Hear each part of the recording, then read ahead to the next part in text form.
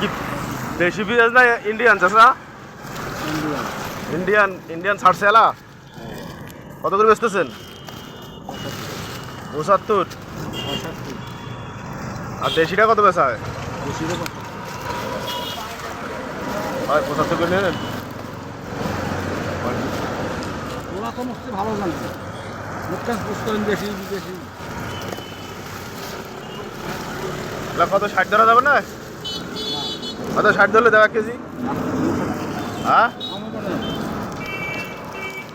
মানে আমার কাছে ব্যাস আছে ওই জন্য কম দেবেন না?